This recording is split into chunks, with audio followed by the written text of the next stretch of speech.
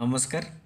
आज हम इस वीडियो में इलेक्ट्रिकल की और कुछ इम्पोर्टेंट ऑब्जेक्टिव क्वेश्चन के बारे में डिटेल में डिस्कशन करेंगे। और अगर आपको वीडियो अच्छा लगता है तो सब्सक्राइब जरूर कीजिएगा। तो देखो आज का पहला क्वेश्चन शुरू करते हैं। पहला क्वेश्चन देखो, material use inside the breather to prevent moisture entering the transformer is. देखो क्वेश्चन कहता है कि जो ट्रांसफार्मर में जो ब्रेदर होता है, जिसका काम क्या होता है ना, जो ब्रेदर होता है ये ट्रांसफार्मर के अंदर मॉइस्चर को एंट्री होने नहीं देता है। उस ब्रेदर कौन सा मटेरियल का बना हुआ होता है? सोडियम क्लोराइड का, या फिर सोडियम सिलिकेट का, या फिर सिलिका जेल का, या फिर कॉपर सल्फेट का।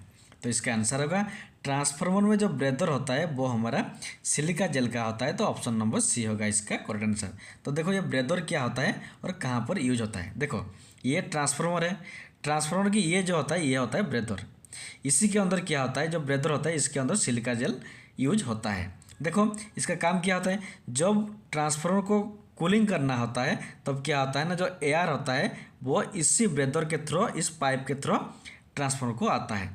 लेकिन ये जो एंट्री होता है इस ब्रेदर में, एंट्री होने से पहले जो एयर घुसता है उस एयर में कुछ मॉइस्चर रहता है। उस मॉइस्चर को ये पहले ही क्या करता है, जो सिलिका जेल रहता है इस ब्रेदर में ये ऑब्जर्व कर लेता है।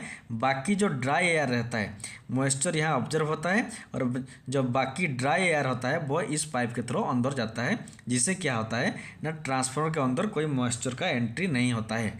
ये हमारा ब्रेदर का काम होता है और इस ब्रेदर के अंदर हमारा सिलिका जेल रहता है। ऑप्शन नंबर सी होगा इसका करेक्ट आंसर। ये वाला फिगर देखो, इसमें ये जो है ये है फ्रेश सिलिका जेल। जब हम इसको कंटिन्यूसली बहुत दिन यूज करेंगे उसके बाद इसका कलर कुछ इसके जैसा बन जाता है। मीन्स जब फ्रेश वाला होता है ये देखो इस कलर का होता है, और जब यूज होने के बाद इसका कलर चेंज हो जाता है। तो ऑप्शन नंबर सी होगा इसका करेक्ट आंसर। देन देखो next question, which type of rotor used in A high speed alternator. देखो ऑल्टरनेटर में हम कौन सा टाइप ऑफ रोटर का यूज करते हैं। देखो जो रोटर होता है वो नॉर्मली टू टाइप का होता है, एक साइलेंट पोल टाइप होता है, दूसरा नॉन साइलेंट पोल टाइप होता है।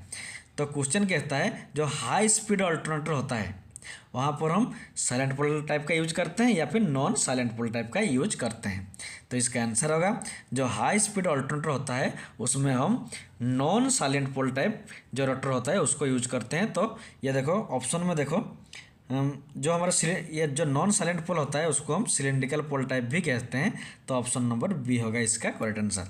देखो जो हाई स्पीड होता है उसके लिए सिलेंड्रिकल या फिर नॉन साइलेंट पोल, और जो लो स्पीड होता है उसके लो और मीडियम स्पीड, लो स्पीड और मीडियम स्पीड के लिए हम साइलेंट पोल टाइप का यूज करते हैं। तो देखो ये हाई स्पीड कहाँ पर यूज होता है और लो स्पीड कहाँ पर यूज होता है। जो हाई स्पीड होता है इसको हम थर्मल पावर प्लांट में यूज करते हैं।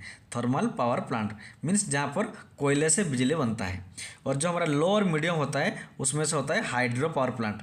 हाइड्रो पावर प्लांट मतलब जहाँ पानी से बिजली बनता है वहाँ पर हम साइलेंट पोल टाइप रोटर यूज करते हैं, और जहाँ पर हम कोयले से बिजली बनता है वहाँ नॉन साइलेंट पोल टाइप जो ऑल्टरनेटर होता है उसको हम यूज करते हैं। तो ऑप्शन नंबर बी होगा इसका करेक्ट आंसर। देन देखो next question, what does B represent in a synapse loop B H curve. देखो क्वेश्चन कहता है जो बी एच कर्व होता है उसमें बी ये चार में से किसको रिप्रेजेंट करता है। मैग्नेटिक फ्लक्स डेंसिटी को रिप्रेजेंट करता है, या फिर रिलक्टेंस को, या फिर मैग्नेटाइजिंग फोर्स को, या फिर मैक्सिमम फ्लक्स को। तो इसका आंसर होगा बी एच कर्व में जो बी होता है ये हमारा मैग्नेटिक फ्लक्स डेंसिटी को रिप्रेजेंट करता है। तो ऑप्शन नंबर ए होगा इसका करेक्ट आंसर। तो देखो ये बी एच कर्व क्या होता है, देखो ये वाला फिगर देखो, ये होता है बी एच कर्व का फिगर। ये देखो ये बी एक्सिस है, बी मतलब फ्लक्स डेंसिटी का एक्सिस है, और ये एच मतलब मैग्नेटाइजिंग फोर्स का एक्सिस है। इसमें देखो क्या होता है, देखो जब हम मैग्नेटाइजिंग फोर्स को इंक्रीज करते हैं, ये वाला देखो ये एच है मैग्नेटाइजिंग फोर्स वाला एक्स, जब हम इस मैग्नेटाइजिंग फोर्स को इंक्रीज करते हैं तब फ्लक्स डेंसिटी भी इंक्रीज होता है। कब तक होता है, जब तक यहाँ तक पहुँचता है, ये हमारा सैचुरेशन पॉइंट है। उसके बाद फिर जब कम करेंगे तो यहाँ तक पहुँचता है, ये हमारा नेगेटिव सैचुरेशन है। इसके बाद और कम नहीं होता है, और ये जो होता है ये हमारा पूरा होता है मैग्नेटिक बी एच कर्व। इसको हिस्टैरिसीस लूप भी कहा जाता है, याद रखिएगा। ये जो फिगर है इसको हम बी एच कर्व भी कहते हैं या फिर हिस्टैरिसीस लूप भी कहते हैं। इसको हम क्यों यूज करते हैं, देखो ये जो हमारा हिस्टैरिसीस लूप है ये जितना पतला रहेगा उसमें उतना ही लॉसेस कम होता है। अगर ये देखो ये इतना मोटा है, अगर इसको और पतला करेंगे इसे जितना पतला रहेगा उसमें उतना कम लॉसेस होता है, और उस लॉस को जानने के लिए हम BH कर्व का यूज करते हैं। तो इसका आंसर क्या होगा? ऑप्शन नंबर ए होगा इसका करेक्ट आंसर। देन देखो नेक्स्ट क्वेश्चन, बैकलाइट इज, जो बैकलाइट होता है वो एक सेमीकंडक्टर होता है या फिर इंसुलेटर होता है या फिर कंडक्टर होता है या फिर सुपर कंडक्टर होता है? तो इसका आंसर होगा जो बैकलाइट होता है वो हमारा एक इंसुलेटर में आता है, तो ऑप्शन नंबर बी होगा इसका करेक्ट आंसर। देन देखो next question, what is the purpose of operating a synchronous motor in large industry under no load condition? देखो क्वेश्चन कहता है कि लार्ज इंडस्ट्री में जो सिंक्रोनस मोटर को हम यूज करते हैं नो लोड, जिसमें कोई भी लोड नहीं रहता है, इसका पर्पज क्या है? क्यों हम सिंक्रोनस मोटर को नो लोड में लार्ज इंडस्ट्री में यूज करते हैं?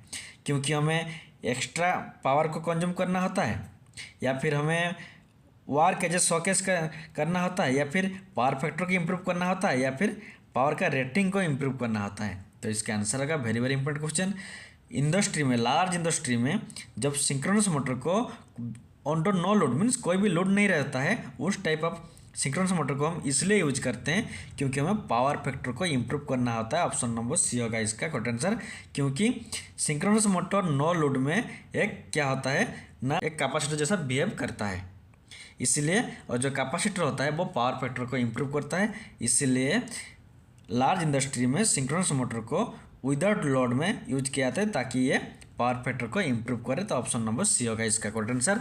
तो आज के लिए इतना ही, थैंक्स फॉर वॉचिंग, और अगर आपको वीडियो अच्छा लगता है सब्सक्राइब जरूर कीजिएगा।